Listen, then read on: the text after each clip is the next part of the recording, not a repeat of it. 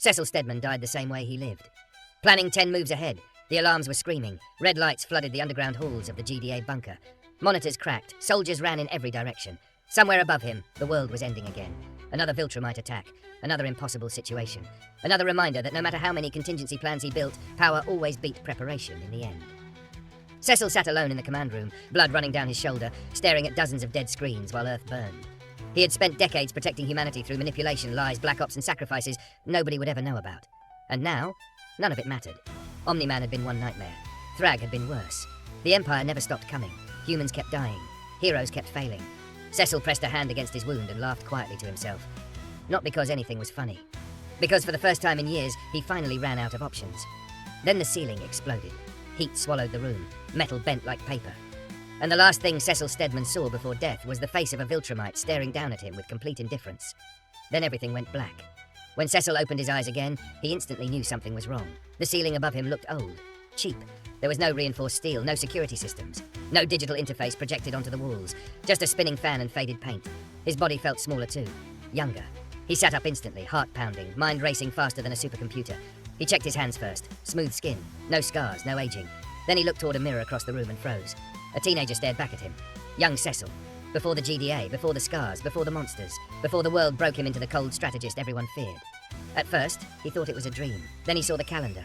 Decades before Omni-Man arrived on Earth. Decades before Invincible was even born. Cecil slowly stood there, staring at the mirror while his brain processed the impossible. He had all his memories. Every war, every death, every betrayal, every secret, every mistake. And suddenly, for the first time in his life, Cecil Stedman had something he never possessed before. Time. Most people reborn into the past would panic. Cecil started planning before breakfast. Within days, he began changing everything. He remembered every future technological advancement, every future political shift, every hidden threat humanity would eventually face. And unlike before, he now understood one horrifying truth earlier than anyone else ever could. Earth was not prepared for the universe it existed in. Not even close. So Cecil became obsessed. He pushed himself harder than before, smarter than before, colder than before.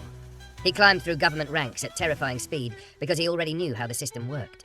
He knew which politicians were corrupt, which generals were useful, which scientists mattered, which events would shape history.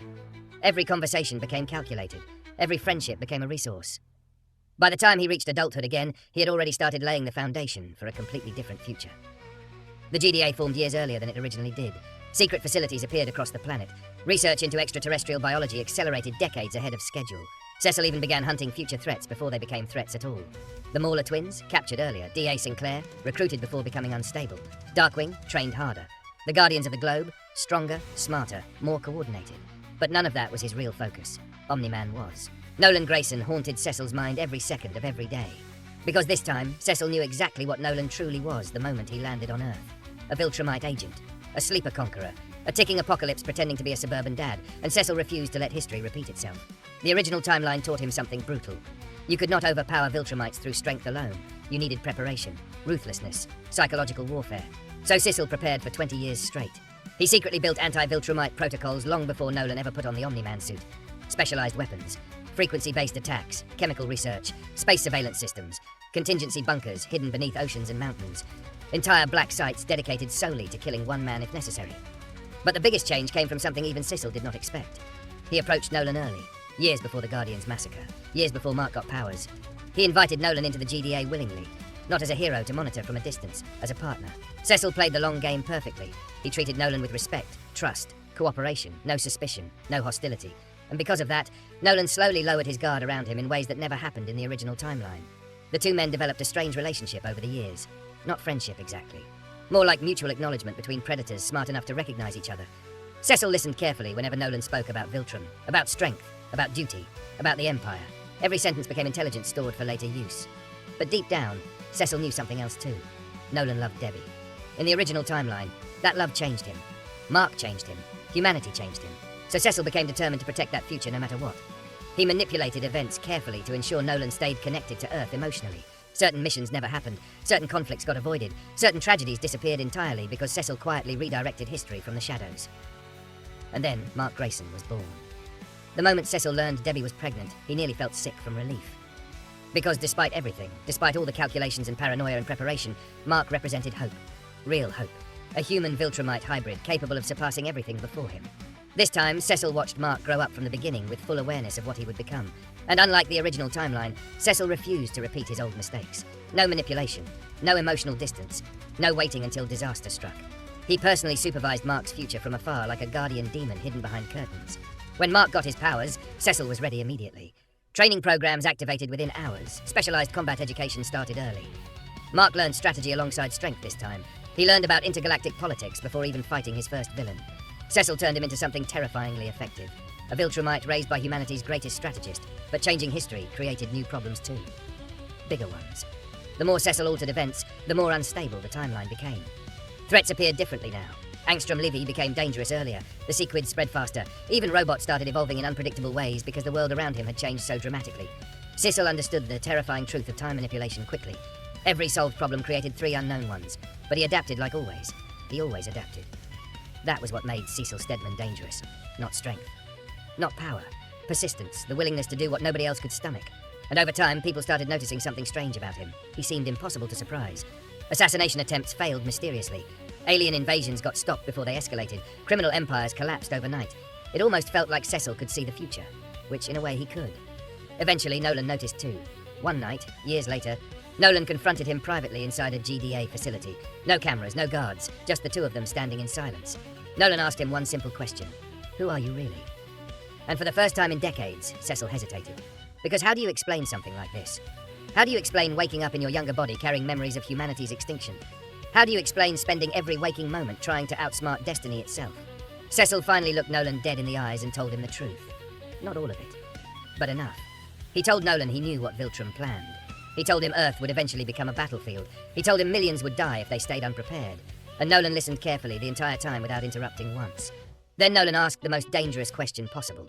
Why haven't you tried to kill me? Cecil answered honestly. Because last time, you chose Earth in the end. That sentence changed everything. Nolan's expression shifted instantly.